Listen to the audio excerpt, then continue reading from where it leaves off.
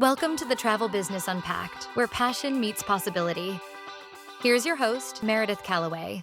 Hello, and welcome to the Travel Business Unpacked podcast. I am your host, Meredith Calloway, and today's guest is one of our own, the infamous, the longest tenured employee at GTN, Caroline Hollar, who is our Director of Marketing. Welcome to the podcast, Caroline. Thanks, Meredith. Thanks for having me. And I don't know if you had a choice. I just signed up, but I'm happy to finally be on this side of the podcast. You did. You asserted yourself. Caroline is often on the other side of the podcast doing the editing. And so she's incredibly familiar with all of our episodes and our guests and what we talk about here. But we both thought it would be a great idea to have her be an actual guest on the podcast as an episode because there's a lot of really interesting things that we can talk about and unwrap or unpack and get into the mind of someone who's been with GTN for 9 years and, really started her entire career in the travel space.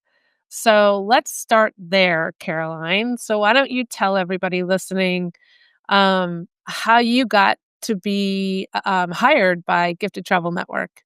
Yes. So I was at Clemson, go Tigers, majoring in marketing. And the time comes where you have to find a job in the real world. And so I applied to many a jobs, lots of them in the sales side of things because that's what was, hiring recent college grads, and I was like, "Oh, no. I do not wanna go into sales." So I remember finding a marketing job, and honestly, I didn't care what industry.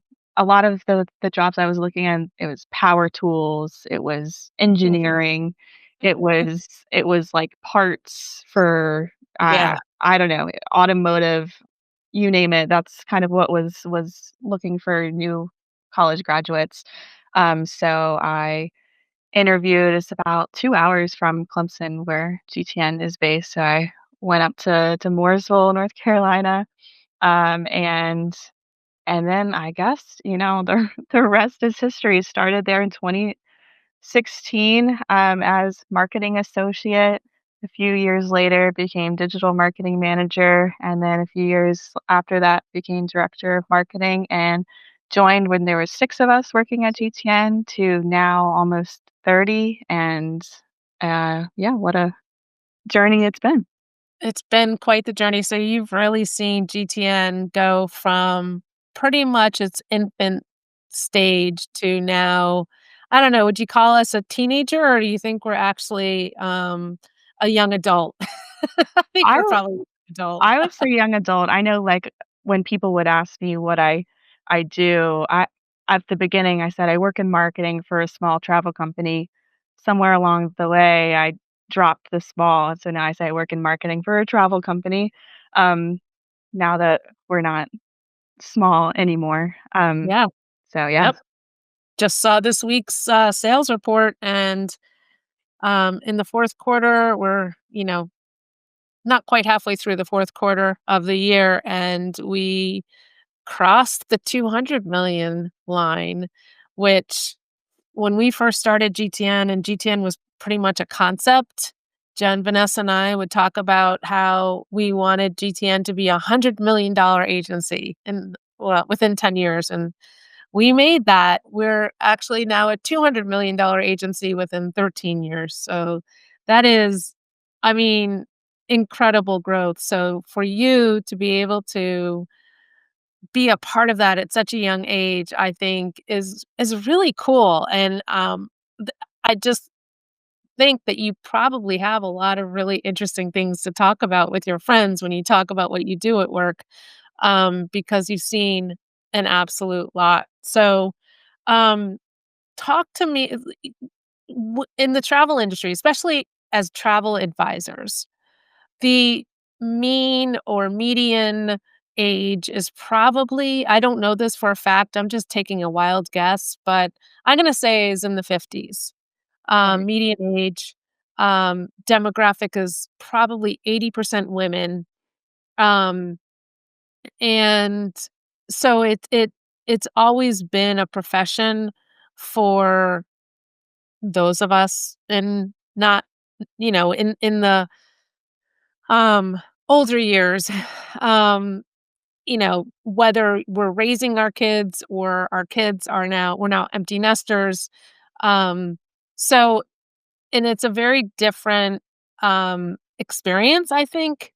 So talk to me a little bit about what you see with your millennial Mhm. perspective, what the opportunity is in travel and entrepreneurship, travel entrepreneurship as a whole.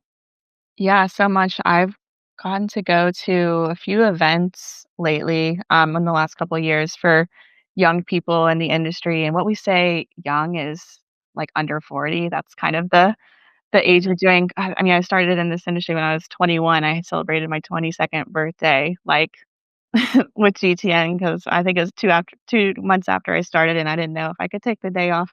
Um, so I guess, yeah, I think I'm still considered young, but it's really cool to see those people, and we have young and gifted at GTN for advisors under 40 and getting to talk to them. It's really cool to see them growing their business because a lot of the advisors that do come to us are, it's a second career. They just wrapped up a career in another industry and want to start their own travel business. But then some of the younger people are like, they know, like, this is I wanna get into entrepreneurship, I wanna start a travel business, and maybe there's some more educational opportunities to educate their friends and family and younger people about, using a luxury travel advisor, so there's a lot of opportunity there to kind of, yeah, talk to the people in their demographics about, um, using a luxury travel advisor and things like that, so it's been really cool to connect with people, in the industry who are just getting started or have done this for a few years and really successful with it. And it's cool to see them uh, growing with young families still. Yeah. And like we had another travel business unpacked episode talking about motherhood and entrepreneurship, and so that was really cool to listen. Not relatable to me personally, but relatable to probably a lot of people watching and listening out there. What are some aspects of, I mean, you're not a travel advisor, but you work with travel advisors every single day. Um, what do you think are aspects of the profession that would appeal to a millennial? Yes, I mean, there's just like a knowledge that we know from, like, a marketing side of things, social media comes Yeah. just easier in technology, and there's lots of tools that travel advisors use all the time, and you're doing your own marketing and your own social media most of the time, when you start out. So there's not as much of a learning curve, and I'm speaking generally. There's some non-tech savvy millennials and Gen Zs out there, but that is really easy. Like you grow up knowing, what to do and what to post on social media, and so that's really cool to see people growing their business on Instagram for some of our advisors versus Mhm. word of mouth and get clients that way. So there's a lot of opportunity to use And it social actually media. works, right? Yes, yes. It it actually works. Like, it's not just you're not just getting followers, you're actually getting clients. Right. And, I mean, from my experience, the millennials are they love the opportunity to, like, kinda work from home and work Yeah. for themselves, and, it is a profession that you could have some kind of a job in the first couple of years while you're building your book of business. Um, maybe you bartend in the evenings, maybe you wait tables or anything that just can help you pay the bills for the first couple of years. But ultimately, if you do become a seven-figure travel entrepreneur, you can generate six figures in revenue. You can generate six figures in income, and live a really good life on it. And so that's probably the biggest handicap, I suppose, and why I think the profession appeals to so many people who are in a second career because they've got that cash flow cushion where they can live off of savings for the first 2 years while they're growing the business. Um, but I like what you said is like if you start it now, if you're a millennial or even a Gen Zer, and you're coming out of college and you want to start the business now, um, it's gonna be such a great career choice for future stages of life, you know? So not just this stage of life, but and if you do get married, you do decide to have a family, you do decide to, you know, yeah, I mean, it's just a great or if you don't wanna get married and don't wanna have a family, it's an amazing career choice to be able to live the laptop lifestyle as well. We have Yeah. advisors that travel, like, I think a third of the year, 180 days no, that's half of the year, but still. Mhm. Um, alright, so let's talk about something else. You were recently recognized in a very, very impressive list, um, that's put out by TravelPulse, the 40 Yes. under 40 list. There are over 700 applicants, and they choose 40 of the 700 plus applicants to be on this list, 20 of which come from the partner side and 20 on the hosting or agency side. And you are one of the 20 on the hosting and agency side that were named to the list. So congratulations on that. Um, Yes. Thank you. very, very exciting, accomplishment.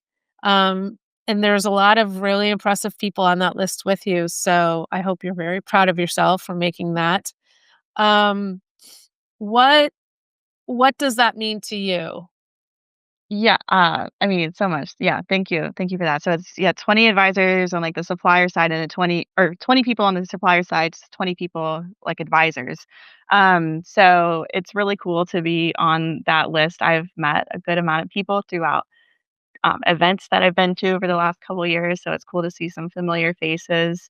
And it's just really cool. I mean, I've been in the industry for almost 10 years and have grown a lot and also seen the industry grow and see our advisors grow. So it's just really cool to be on the list and to be in that group of people, and like the industry, not just like, this one group. It's like it's cool and I can yeah, talk about it to friends and family and they're like, "Oh wow, that's pretty impressive." So it's cool little thing to say about me.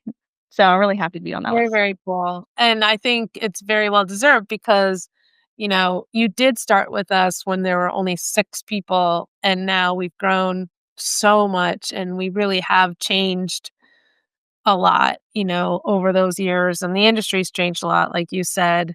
One of the biggest changes I think we've all seen since the pandemic really is um, the opportunity, like we're just seeing everybody grow in sales. Um, what did we say? Like over a quarter of our agencies are $1 million agencies, and we haven't even gotten through the year yet. Which is Yes. It's amazing. crazy. That's yeah, so awesome. It's so awesome. It's crazy. So you're director of marketing. Talk to us about what that is. Oh, What does that okay. Yes. So lots of marketing things. So I work with the marketing team at GTN, and that's fun to work with them. But a main thing that I work on is bringing new people into the travel industry through our travel MBA program. So anytime he said, "Oh, I found you online," then that makes me happy because that means I'm doing my job somehow. So then of course I edit the podcast every other week. So that's kind of what I do here. So when it comes to marketing, you studied marketing, now you get to do marketing on a daily basis for the last 10 years. What do you geek out about when it comes to marketing? I love how it's like the perfect blend of like right brain and left brain. For a while when I was choosing what I wanted to do as a career, I thought that maybe it would be something analytical because that was always my strong suit, like subject-wise in school, but then there was always a part of me that would be like, "Oh, but, like, every day, like, that sounds so sad and boring." Um, but, I mean, there's people out there who love it, so good for them. So I think marketing's great because it's like, I just love going in and going into a CRM and figuring out why something went wrong and troubleshooting and looking at reports and setting up Facebook ads and seeing, the cost per conversions. I love that aspect of it. But then I also just love having like an hour long creative meeting where we just brainstorm things to do and brainstorm fun ideas or we should do this or content ideas.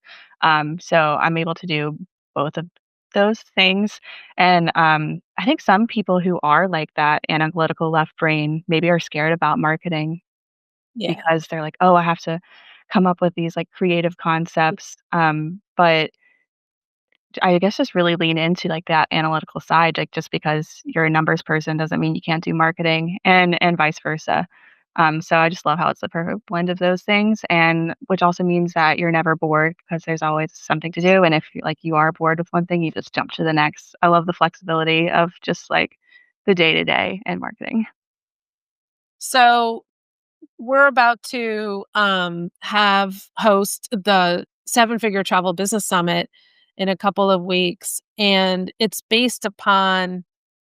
3-day event that's based upon solving for the three biggest blind spots that travel advisors have.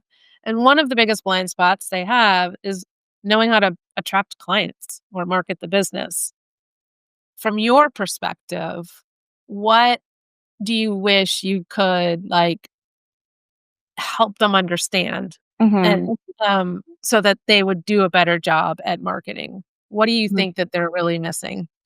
Some things of marketing are, like, black and white and formulaic, like, you have a nice brand, have a website, create build an email list, all of that textbook stuff, but I think the biggest thing and I am giving myself advice here when I say it, is to not overthink it, and it doesn't have to be all perfect before you go out and start marketing and finding clients. I mean, sure, some things should be set up before you're launching your business, but some people are like, "Oh, I'm not good at writing. I can't make posts," or like, "I don't know how to use this platform," or like, I'm still working on like this one page of my website."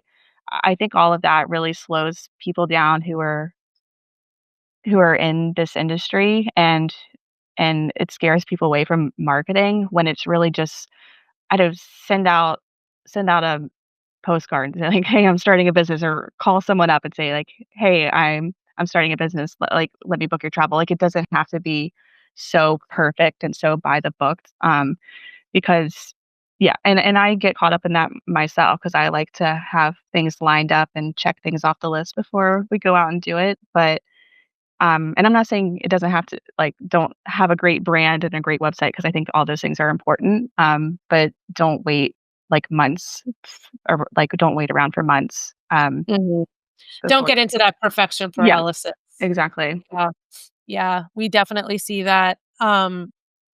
So we have quite a few people in at GTN that are actually becoming seven-figure travel entrepreneurs. And in my humble opinion, that's where the rubber meets the road when it comes to actually a career that can sustain you. You can sustain, you can actually pay your bills and pay your rent and live off of that. Um, but most of the people aren't making that. 70 to 80% of travel advisors are stuck in what I call phase two, or in that range of 200 to $600,000 in sales, or 25,000 to 65,000 in total revenues. Why do you think we're seeing, a difference from that? What is it? Is it marketing? What are we doing that's different? Yes. So there's a couple things here I wanted to talk about, because I mean, it's my job to educate people about like this is a career that's possible, very possible. And for a while, the industry, we had to educate like, oh, travel advisors are back. You could Right. become travel advisors exist, and here's what we do. And I think we've made a lot of progress as an industry to get to that point. But now it's kind of like, oh, becoming a travel advisor is easy. One click, and you're a travel advisor, and you can sell people, and maybe book 1 month, one trip a year, and travel personally, and you can get discounts and all that. So now we're kind of having to sort through that messaging out there, and especially like all of the advertising online, getting to the younger crowd. Um, so now it's kind of our job, my job from GTN, and what we see with our advisors at GTN is that it's a career and a seven-figure career, because we know it is because our advisors, we have a lot of advisors in our network that are there. So I guess it's kind of talking to people, and sorry, I don't really remember the original question, but it's I guess people joining knowing that they wanna do this as a career and not just to another side hustle on the list. And I Mhm. think that's what's different about GTN and the advisors that we have, that they're like, all in. They attend Jumpstart, which is the 3-day event that we have at the beginning of every Travel MBA cohort. So they travel for Jumpstart, attend 3 days, and then Travel MBA is a 12-month program where they're, building their business. So this is like it's not a side, I'll just do this for a couple hours a week, or I'll just book personal travel and book like one thing for my mom, and I'll be good. I think the people that like want to do this as a career and build it to something are who we're attracting, and that's on purpose from us. But then also like we're seeing some really amazing advisors and some amazing businesses come through GTN. So that's really cool to see. And absolutely. It's a serious career, but also a career with longevity. I mean, it's something if you do start in your 20s or early 30s, you can have this business for the next 30 years, even 40 years. Yes. Um, and like I said, it's a fantastic, there's tremendous flexibility in it. Um, let's talk about a hot topic that is on every single conference agenda right now, which is AI. I've heard of And it. yes, you've heard of it. And how to take advantage of AI and not let AI replace this profession. Right. There's a lot of um yeah, scary things out there about Mhm. AI, and it's controversial. I get that. I guess I can only talk about how I use it in marketing and what I tell advisors to use it in their marketing. It's really helpful. I always hated English class growing up, and I was like, because I don't know, I just didn't love writing, and so now I think it helps me, like, love writing again because my thoughts are there, and, like, I know, like, what I wanna say. It's just kind of how to, like, form it and make it Yeah. sound just to the next level. It also helps with some of these, like, creative brainstorming meetings, like, I feed it all of the ideas, and it'll just kind of spit it out in an organized way. I'll give some examples because 'cause I'm teaching a session at our master class this week about how to use AI. One example is kind of coming up with a marketing campaign. Like, say, for a travel advisor wants to talk about river cruises. Well, you can ask AI, come up with 10, articles about river cruising with some titles and an outline for it. And then you can kind of work on creating it yourself and running it through AI and say, make this sound better, make this sound shorter, or something like that. And then even from there, you can say, all right, well, turn this article into 5 social media posts, And never am I, like, copying and pasting and saying, "Copy, put it in my website, publish," or "Copy, put it in Instagram and publish," but it's just kind of helping make things easier. Yeah. Um, Like, so you become that's an all it is. editor instead of yeah, like, so when it does create the post, you wanna go in and edit it and tweak it a little and catch. Sometimes it's great, and sometimes it's got a couple of words off, or it just Mhm. doesn't sound as good as it could, so There's so much opportunity for travel advisors specifically, um, and none of what I listed is AI taking your job. It's only right, helping things, yeah. make things easier, especially in marketing. Yeah, for sure. Um, let's talk about your passion for travel, 'cause, Yeah. I mean, everyone's in this business because they have a passion for travel. Actually, I I've rarely come across someone who doesn't. Mhm. Universal, but, um, so you've always loved to travel.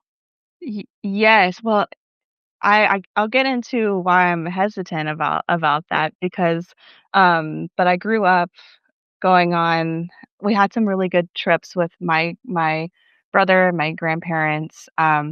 We went on some tours in the US, and then, of course, we did the Disney route, but then we did some too can I name drop talk tours? Yes, you absolutely can. Growing up, and then we Yeah. did, a trip out west with, my mom to the Grand Canyon one year, and then, as a family, we always did beach trips, so I did beach trips with my family, and then we would do Dollywood with my grandparents as well, so we would do lots of, like, domestic trips and a cruise. We did some cruises for my grandparents' 50th anniversary, and we have so many, like, fun memories from that trip. It was I don't have a very big family, so it's just my parents, my brother, and my cousin, my aunt, my grandparents, but it was so fun.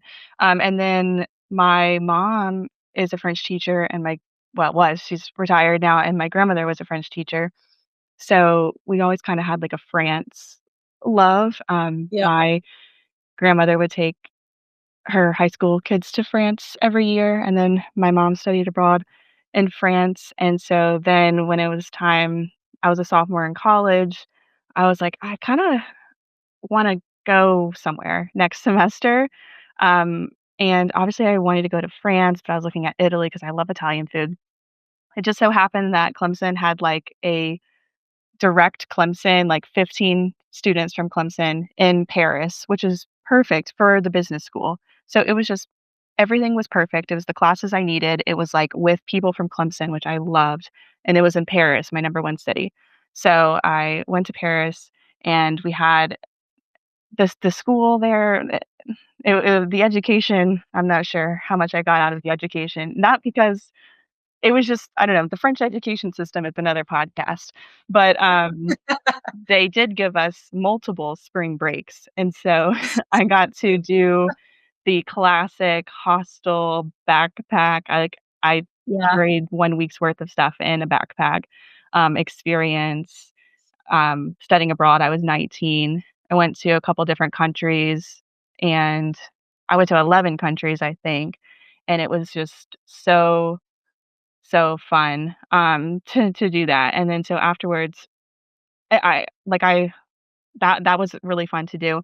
I didn't know I wanted to continue in the travel industry. The going back to, like, why I was hesitant is because I hate flying. I remember taking off to Paris, like, from Atlanta on my study abroad trip, and I was, like, crying because I hadn't been in a plane in a long time, and I was by myself, and I was, like, crying, and I was like, "This I hate this so much."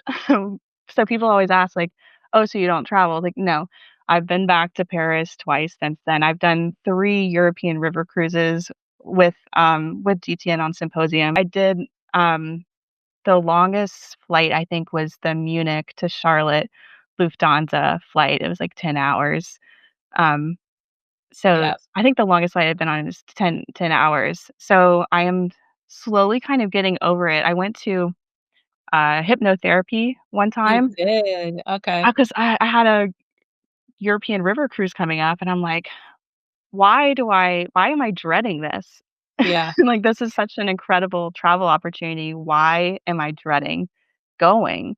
Like, this is crazy. I work in the travel industry. Like, this is so embarrassing. Like, I've said no to travel experiences because I don't wanna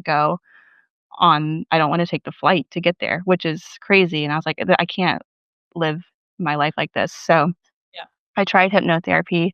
I went to, like, 2 in-person sessions. She sent me, like, an MP3 recording that I would, like, go and, like, say, "Okay, I am safe, calm, and confident. Like, everything's working out. The plane is safe. The pilots are trained." I would just repeat that over and over again.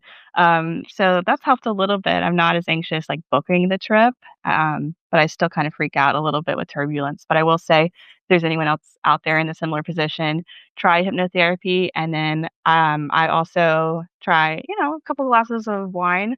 Uh, and then the other thing that's Nice little really sleeping pill too. I have not I don't wanna get into those things that I've tried, but let's just say that I prefer the wine.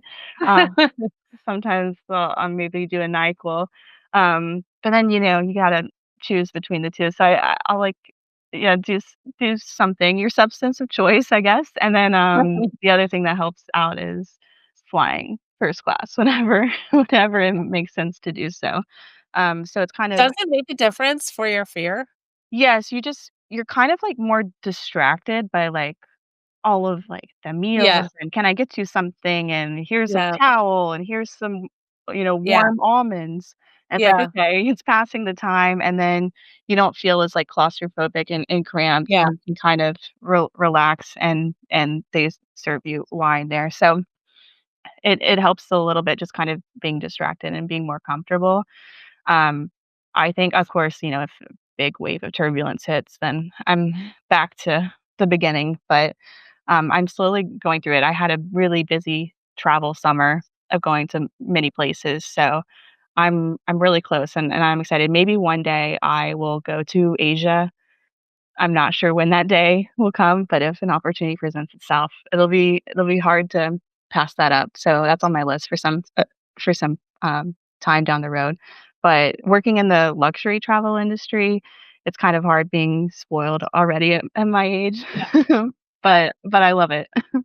You know what's so funny? As you were talking about this fear and how you've been navigating it, t it was like, it's so symbolic to entrepreneurship. And we were talking about this quote earlier today, that quote, the Stephen Pressfield quote about the the activity that is most important to the evolution of one's soul, um, you will resist the most. And the reason why is because it triggers the voice of fear. And so the hypnotherapist taught you to turn up the volume of the voice of truth, which Right. is, "I'm safe, the Mhm. pilot's trained, the plane is safe," right? It wouldn't take off if there was a mechanical problem, right? Like, Right. that's the voice of truth, and the only reason why you feel the fear is because the voice of fear is so loud, and that's what happens to entrepreneurs is you get given a formula for success, like, there's a million formulas out there, but the second you go to take action on that formula, you're gonna be pushed outside your comfort zone, and the voice of fear gets really, really loud the second you step outside your comfort zone. And so as an entrepreneur, you have to get really good at focusing on the voice of truth and making that happen. So I think it's really interesting because flying is such a metaphor for Yeah. you and what entrepreneurs have to go through um, in their journey. And do you feel like you are getting over it? Like you're starting Yes. to get more comfortable being uncomfortable, basically. Yes, definitely starting to get over it. A lot of flights in a short period of time helped, and I'm not as anxious anymore to like book the trip or like leading up to it. Right. I'm kind of Right. working through any like turbulence that happens, but Yeah. um, it's definitely getting better, and I'm so thankful because I want to continue working in this industry and continue Yeah. traveling places and seeing the world. I have a similar mine's not as bad, but I had a similar experience, where I had a really bad turbulence, actually hit a wind shear, which really isn't turbulence, but same kind of effect.